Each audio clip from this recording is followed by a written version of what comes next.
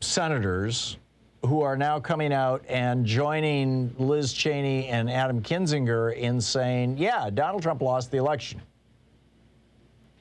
And how it is being characterized in the media. Now, this all started last weekend on George Stephanopoulos' show when Senator Mike Rounds of South Dakota was on with Stephanopoulos on ABC. And in fact, perhaps it wasn't the weekend. Perhaps it was more recent than that. I'm sorry, I don't have the specific date here right in front of me. No, I'm pretty sure it was the weekend. In any case, Mike Rounds, the Senator Rounds of South Dakota, said in response to this question from George Stephanopoulos, well, here's what Stephanopoulos said first. He said, what do you say to all those Republicans, all those veterans who believe the election was stolen, who bought the falsehoods coming from former President Trump? This was Stephanopoulos' question. And Mike Rounds said, we looked, as a part of our due diligence, we looked at over 60 different accusations made in multiple states. While there were some irregularities, there were none of the irregularities which would have risen to the point where they would have changed the vote outcome, even in a single state. The election was fair as we have seen. We simply did not win the election as Republicans for the presidency. And moving forward, and that's the way we want to look at this, moving forward, we have to refocus once again on what it's going to take to win the presidency. Now, of course, this provoked a flurry of, spittle from Donald Trump. Senator Mike Rounds of the great state of South Dakota just went woke. Is he crazy or just stupid? I will never endorse this jerk again. And that little kind of, internecine warfare is being characterized by many in the media as proof that suddenly the Republican Party is running scared. That now they're taking this seriously and they're frightened and they're worried and all this kind of stuff. I don't think so. Now, by the way, it's not just Mike Rounds. Mitch McConnell this week, after Mike Rounds said this weekend, Mitch McConnell said, quote, I think Senator Rounds told the truth about what happened in the 2020 election. And then Senator Kevin Cramer and Senator John Thune, Cramer from South Dakota, Thune from North Dakota. None of these guys are people who have to worry about their seats. They are all bulletproof. They can ignore the voters by and large for at least for a while. They all agreed with Mike Rounds. Mitt Romney agreed with Mike Rounds. So now you've got this handful of Republican senators who are starting to say, no, Trump didn't win the election. He's a loser. So the question is why? Why are they doing this? And I don't think it's that they're running scared. I don't think it's that they are worried that embracing Donald Trump is going to ruin their electoral chances. I think, you can argue that, and that's a whole separate topic. But I think what's going on is that starting back in 1980, when I'm not sure if I have the audio of it here. I don't think I do. Oh, yeah, I do. Starting back in 1980, this was Paul Weyrich in 1980 in a church in Dallas talking to a group of Republican Christian activists who were working on the Reagan campaign. Now, keep in mind, Paul Weyrich is the co-founder of the Heritage Foundation. He's dead now, but a major power in the Republican Party, helped make Ronald Reagan president. And this is what he had to say in 1980. Now, many of our Christians have what I call the goo-goo syndrome, good government. They want everybody to vote. I don't want everybody to vote. Elections are not won by a majority of people. They never have been from the beginning of our country, and they are not now. As a matter of fact, our leverage in the elections, quite candidly, goes up as the voting populace goes down.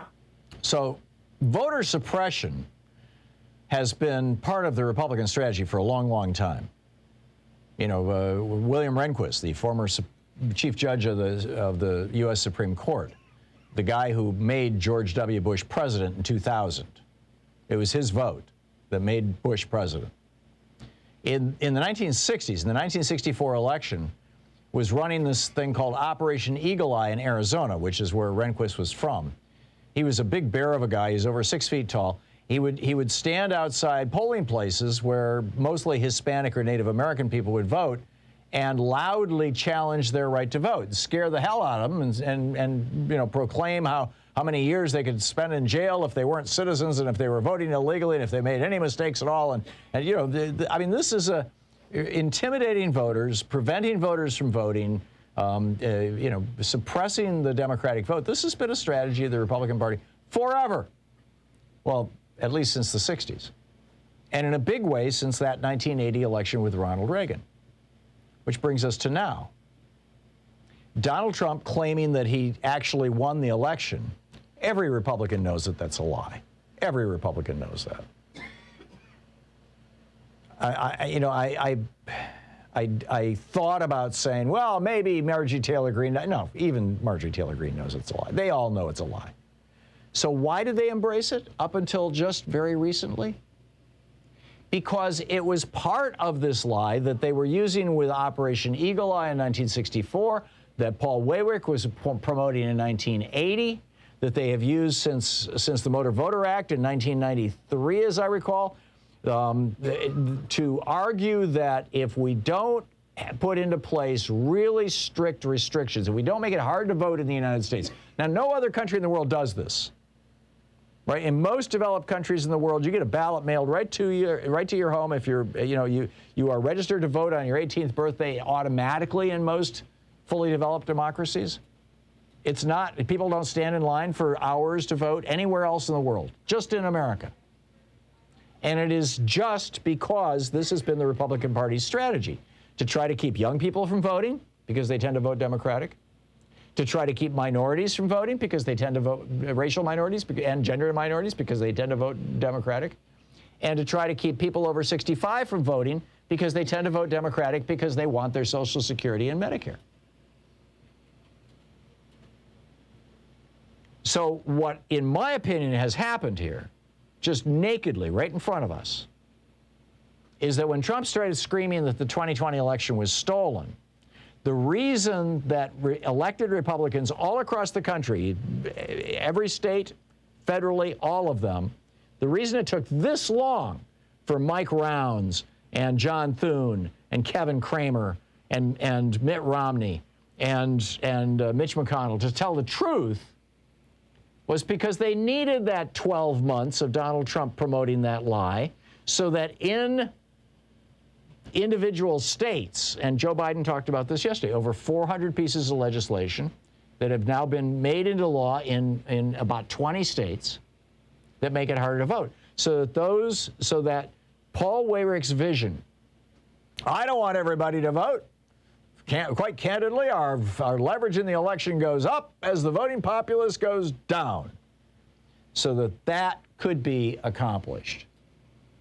And now it is done. They have convinced more than 70% of the Republican Party that we have to have voter suppression because there's all this election fraud going on.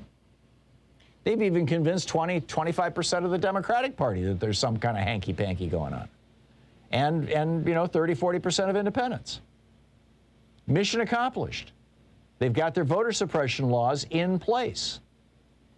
Mitch McConnell's on the floor of the Senate right now basically crowing about this. Now the Democrats want to try and change everything. Right. The bottom line is that the Republican Party can only win elections if everybody does not vote. When everybody votes in much of this country, Republicans lose. Now, I'll give you, if everybody voted in Wyoming, you'd probably still have Republicans, winning. But Wyoming is not the United States. I mean, it's part of the United States, but it's not, it's not the majority of the United States. In most of the United States, in order for Republicans to win, they have to suppress the vote, particularly in Georgia and Texas. This is the Thom Hartmann Program. And a few other swing states, and Arizona, too. And Pennsylvania, and Michigan, and Wisconsin. And that's what they're all about.